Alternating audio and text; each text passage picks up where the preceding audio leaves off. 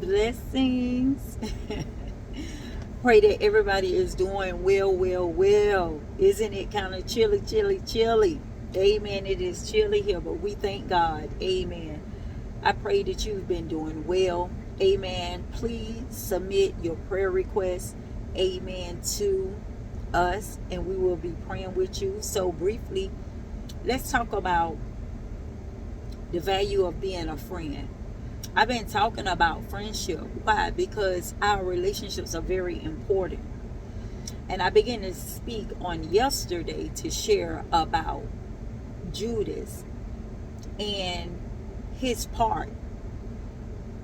Sometimes pain can be avoided, and sometimes pain is necessary in our lives. I'm going to say it again. Sometimes pain can be avoided in our lives, and sometimes that pain is necessary.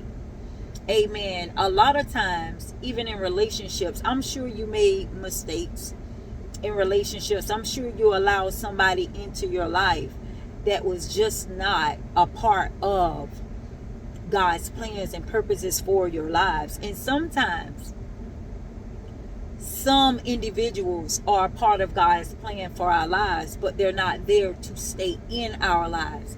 It's for us to learn the value of relationship.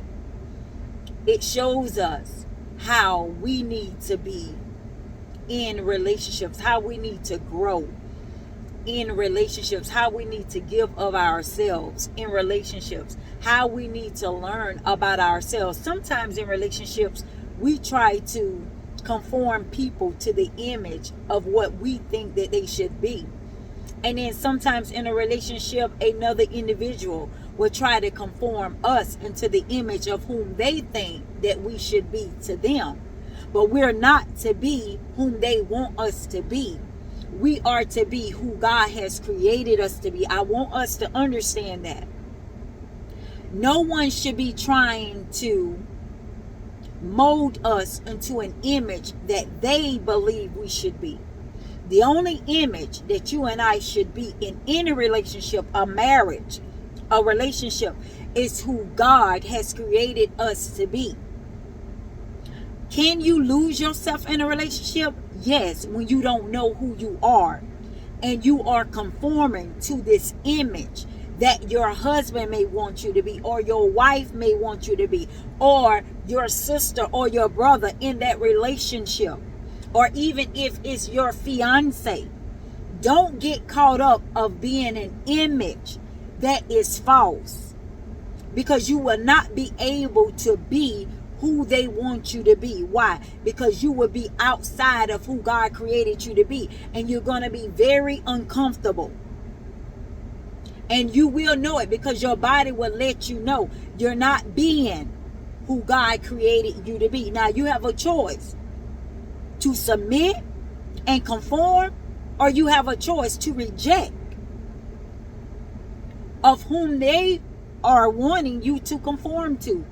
You can reject that and choose not to be in that relationship, nor submit to the image that they may have in their own mind.